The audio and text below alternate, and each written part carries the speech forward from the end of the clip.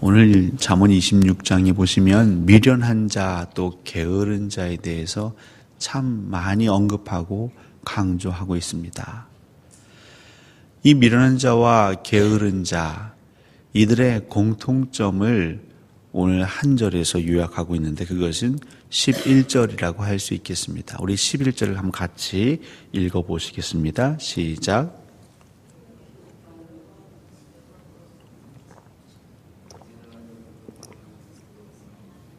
예. 개가 그 토한 것을 도로 먹는 것 같이 미련한 자는 미련한 것을 거듭 행하느니라. 그러니까 미련한 자의 특징을 한마디로 요약하자면 거듭 행한다는 것이죠. 근데 내가 계속 행하는 것이 그것이 지혜롭지 못하다라는 것을 깨닫지 못하는 사람. 이 미련한 자나 게으른 자가 처음부터 어떤 한 번의 행동을 잘못하면 사람들이 미련하다, 게으르다 말하지 않을 것입니다. 한 번, 두 번은 사람마다 그럴 수 있죠. 문제는 그것이 점점 그 몸에 배이고 굳어지고 그 삶의 하나의 행동 양식으로 자리 잡으면 우리는 그때 그 사람을 평가합니다.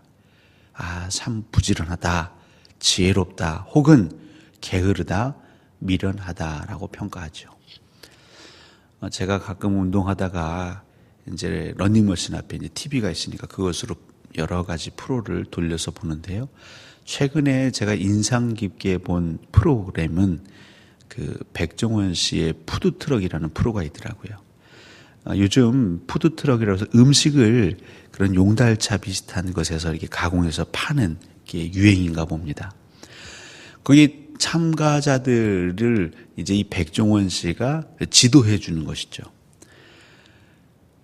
저는 백종원 씨에 대해서 그렇게 처음에 좋은 인상은 없었습니다. 잘 몰랐기 때문이죠. 근데 그 프로를 보면서 느끼는 건 뭐냐면, 아, 이분은 계속해서 끊임없이 연구하는 분이구나. 어느 정도 자기의 실력도 명예도 사회적인 지위도 있습니다. 그럼에도 불구하고 끊임없이 연구합니다. 어떻게 하면 어떤 재료로 무슨 맛을 낼 수 있을까?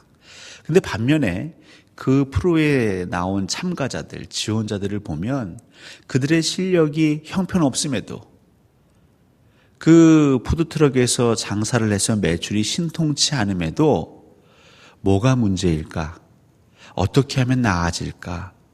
그렇게 자기 자신을 거듭 성찰하고 쉽게 말하면 본인이 파는 음식에 대해서 살피고 연구하는 모습이 없습니다. 오히려 백종원 씨가 이 부분은 이렇게 하면 어떨까요? 노력해 보세요 해도 그것을 고치는 이도 있지만 고치지 않고 본인이 해왔던 방식을 거듭 행하는 걸 보게 되었습니다. 여러분, 미련한 자, 게으른 자는 결국 한 가지의 태도입니다. 고집을 버리지 않는 것이죠. 자기 생각, 자기 경험 안에 그대로 갇혀 살아가는 것입니다. 그래 놓고 왜 결과가 이거밖에 되지 않을까? 나는 분명히 열심히 하고 있는데, 나는 땀을 흘리고 있는데 왜 내 주변의 사람들은 나를 좋아하지 않을까? 나는 열심히 내 이웃을 섬기려고 하는데 왜 내가 가는 곳마다 다툼이 벌어질까? 이 잠언 후반절에도 보시면 남의 말하기 좋아하는 사람, 그는 어딘가 가서는 열심히 얘기를 합니다. 내 생각에는 그렇게 얘기하는 것이 유익할 거라 생각할지 모르겠지만 그렇게 얘기하는 열심은 다툼이 끊임없는 것이죠. 그러니까 말쟁이가 없어지면 나무가 다 타면 불이 꺼지는 것처럼 말쟁이가 없어지면 다툼은 사라지느니라. 게으른 사람, 또 미련한 사람은 무언가 하기는 합니다. 근데 그것을 성찰하고 돌아보고 왜 매번 비슷한 결과가 일어날까? 왜 매번 좋지 않은 결과가 일어날까? 왜 다툼이 일어날까? 왜 시기 질투가 일어날까? 그 결과물이 그렇다면 그 과정을 살펴야 하는 것이 지혜로운 사람이죠. 근데 미련한 자는 그 과정을 살피지 않고 그냥 바보같이 거듭 계속 반복해서 그 일을 행한다 는 것입니다. 이걸 고스란히 교회로 옮겨오겠습니다. 왜 우리 교회는 더 나아지지 않는가? 왜 우리의 교회 신앙생활은 더 기쁘고 감사가 또 성도 간의 친교와 친밀함이 더 깊어지지 않는가? 우리는 무언가 열심히 하고 있는데. 그렇다면 우리의 열심을 돌아볼 필요가 있겠죠. 우리가 지금 열심히 하는 이 열심이 하나님 기뻐하시는 열심인지 아니면 그냥 우리가 편안한 오래전부터 해왔기 때문에 내 몸에 익숙하기 때문에 그냥 하는 열심인지. 문제는 결과가 항상 비슷하다면 우리의 과정, 우리의 열심, 우리의 사역을 다시 살펴보는 것이 지혜로움이죠. 교회의 가장 큰 특징 중에 하나가 무엇이냐면요, 변화를 싫어한다는 것입니다. 우리 성도님들도 또 목회자들도 함께 공유하는 게 무엇입니까? 목사가 처음 교회에 오거나 어떤 사람이 처음 교회에 왔을 때에는 그 교회의 그 분위기라든가 문화를 한 번에 바꾸려고 하지 마십시오.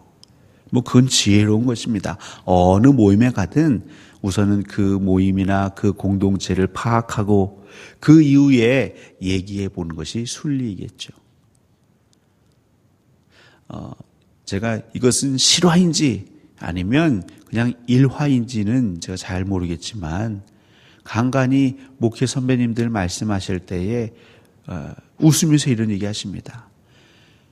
피아노가 강대 왼쪽에 있는 것을 오른쪽에 옮기고 싶으셨는데 그 목사님은 1년에 조금씩 해서 그 피아노를 여기에 왼쪽에서 오른쪽으로 옮기는데 20년 걸리셨답니다. 그리고 은퇴하셨다는 거죠.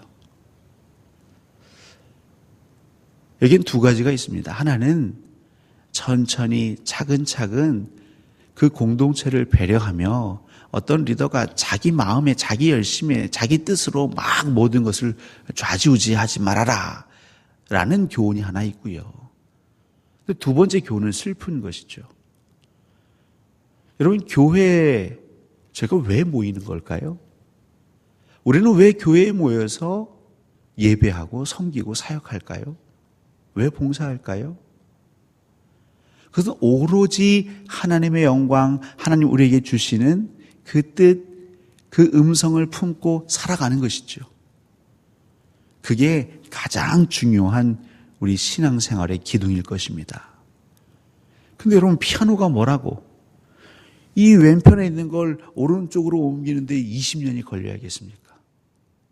그 말은요, 다른 건 못한다는 거죠.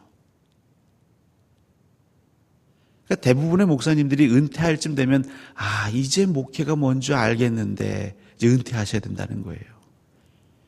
이제 교인들과 관계가 되고 이제 교인들도 뭔가 좀 할 수 있을 것 같은데 이제 은퇴의 나이가 됐다는 겁니다. 그러니까 그 목회자는 은퇴하고 또 새로운 목회자가 옵니다. 그럼 또 그 새로운 목회자하고 20년 사귀다가 이제 뭐 좀 할만했는데 또 은퇴하시는 거예요. 그 얘기는 교회는 계속 뭔가를 거듭 행하고 있는데 때로는 하나님 보시기에 미련한 것들을 행하고 있습니다. 상식적으로 하나님의 말씀이 선포되어지고 살아있고 운동력이 있는 말씀, 우리의 영을 살리는 말씀, 여호와의 말씀뿐만 아니라 우리 성도들이 기도함으로 보혜사 성령님께서 우리 가운데 역사하신다면, 하나님의 영이 수면 위에 운행하신다면 그 흑암과 공허 가운데에서 질서가 생겨야 되는 것 아니겠습니까? 치유와 회복이 넘쳐나야 되는 것 아닐까요?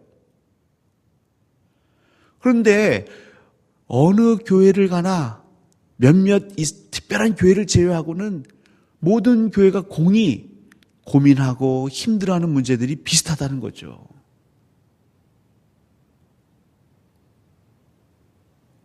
사실 저희들은 돌아봐야 합니다. 우리 개개인의 미련함도 있지만 우리가 모여서 하는 공동체의 미련함도 있습니다. 결과는 뻔한데도 그냥 이전부터 해왔기 때문에 거듭 행하는 것입니다. 반복하는 것입니다. 누가 거기에 시비를 걸면 단번에 얘기하는 거죠. 우리는 이렇게 해왔습니다. 이 공동체에 오신 지 얼마나 되셨습니까? 몇 년 안 되셨으면 그냥 저희들이 하는 거 찍소리하지 말고 따라오십시오. 사랑하는 성도 여러분, 우리가 정말 교회에서 또 신앙생활하면서 반드시 지켜야 할 게 무엇일까요? 목이 칼이 들어와도 양보하지 말고 타협하지 말고 고수해야 할 것이 무엇일까요? 결국 미련한 자는 그 구분을 못하는 거죠. 분별을 못하는 겁니다. 근데 지혜로운 사람은요? 여러분, 어른이라고, 나이가 많으신 백발이 성성한 어른이라고 꽉 막히지 않았습니다. 정말 세상을 정말 살아가는 지혜와 이치가 그 안에 있는 분들은요, 오히려 젊은이들보다 더 변화에 빠르고 수용성이 대단하십니다. 인생에 있어서 그렇게 크고 중요한 게 아니면 얼마든지 용인해 주는 어른들을 제가 종종 볼 때가 있습니다. 반면에 이제 20대 초반인데도요, 꽉 막힌 사고방식으로 자기하고 조금만 다르면 핏대를 높여 고래고래 소리지는 청년들도 제가 본 적이 있습니다. 우리 공동체는 지혜로운 공동체일까요? 미련한 공동체일까요? 근데 이것은요, 우리 모두가 함께 기도하고 함께 마음 모으지 않으면 바뀌지 않습니다. 제가 이전에 말씀드렸나요? 이제 부부가 살아가면서 너무너무 힘들어서 이제 아내가 도저히 이렇게는 못 살 것 같아서 이제 상담소를 찾아갑니다. 상담을 받을 때는 그래도 내 마음을 알아주고 위로해 주니까 조금 기분이 좋아지죠. 그래서 그 좋아지는 기분에 한번 다시 잘해봐야지 하고 집으로, 가정으로 돌아옵니다. 그런데 가정에만 돌아오면 여지없이 그 기대는 무너져 버리는 거죠. 우리는 그걸 뭐라고 말하냐면 이 구조적인 한계라고 말합니다. 나는 상담을 받고 돌아왔지만 내가 돌아가는 가정은 변한 게 하나도 없죠. 속속이는 자식들, 나를 무시하는 남편. 그래서 부부 상담 같은 경우, 가정 상담 같은 경우는요, 누가 잘하고 잘못하고 떠나서 부부가 같이 받는 것이 가장 이상적입니다. 한 사람만 상담받는다고 문제가 해결되지 않는다는 거죠. 우리 한 사람 한 사람이 은혜 받는 것만큼 중요한 건 내 옆에 있는 이들이 은혜 받는 것입니다.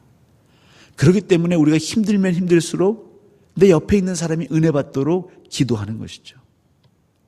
나만 하나님의 음성을 듣는다고, 나만 성령 충만하다고 우리 교회가 천국이 되지 않습니다. 결국 나와 함께하는 이들이 성령 충만해져야, 하나님 말씀에 순종해야 우리 교회가 진실로 아버지의 집이 되는 것이지요. 사랑하는 성도 여러분, 미련한 저처럼 우리가 결과가 뻔한데도 거듭 행하는 자가 되지 마시고, 우리 교회가 날로 날로 새로워지고 무엇보다 생명을 담는 그릇 되게 하옵소서, 사랑을 담는 그릇 되게 하옵소서, 한 영혼 한 영혼을 보듬는 교회가 되게 하옵소서. 이것을 위해서는요, 우리 교회 구성원 모두가 은혜 받아야 하는 것이죠.